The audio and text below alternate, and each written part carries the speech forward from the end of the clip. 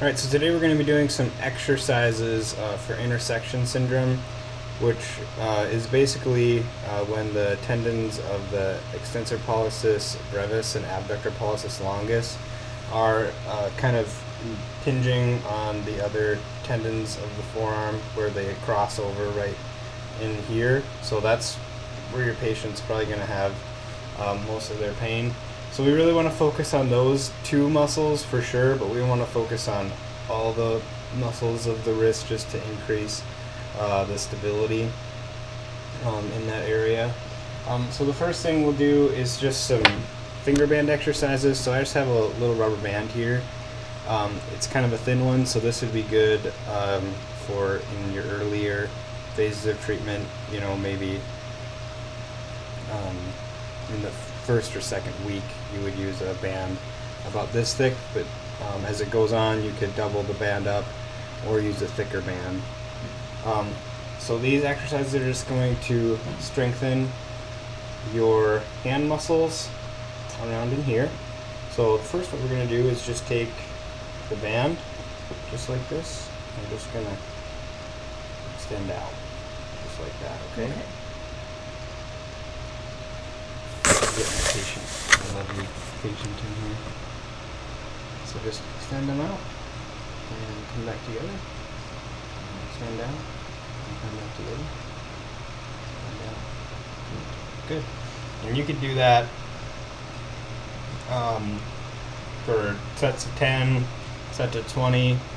You probably want to work into higher rep ranges just because we want to build up endurance in those muscles, especially when we're at a lower resistance. It's good to do higher reps right away to increase blood flow. So again, these exercises I would implement in the second week of rehabilitation. And you could even do like your whole hand, kind of like that. So let's do that one. Just wrap the band around your whole hand and just spread it all the way out. Good. Spread it all the way out. Awesome. So that's working mostly the extensors, which is what we really want to target with this type of condition. And then to make it harder, we can just double the band up. So bring it around and double it up. And we're just showing the index finger and the thumb. But you can do that on all of the fingers, and you would want to do that on all the fingers to hit all the extensors. Good. And you can use a rubber band, a hair tie, you know, whatever you have that's stretchy. And you want to increase the load over time.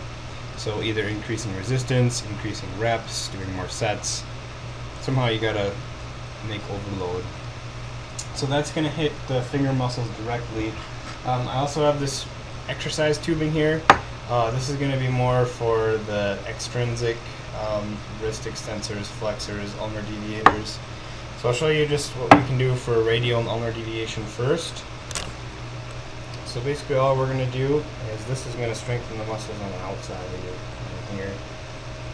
And you're just going to do this motion like that.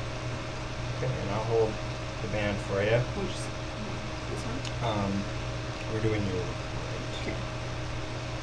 So I'll just stabilize here and then go out and back in. Out and back in. Good, and notice she's moving through the full range of motion, which is important.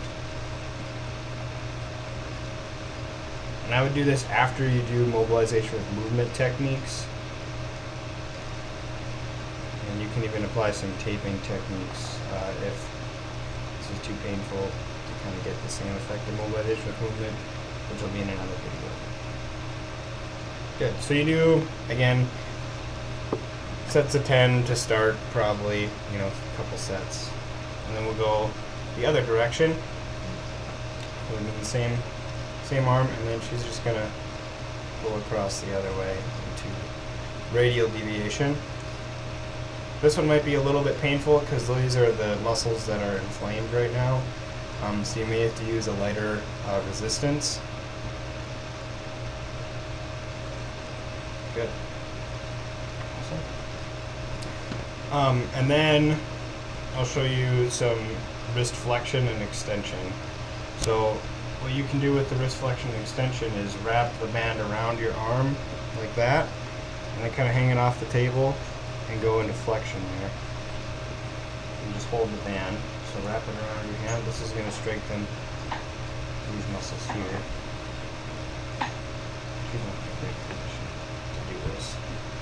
So why don't you come over to the other side?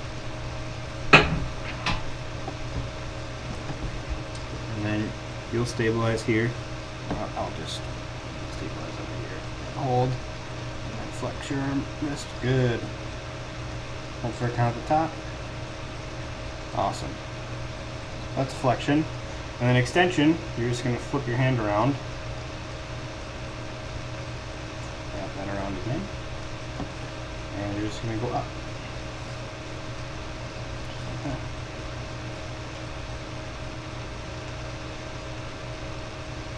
Awesome. So these more general wrist strengthening exercises, I'd start to implement these in the 3rd week of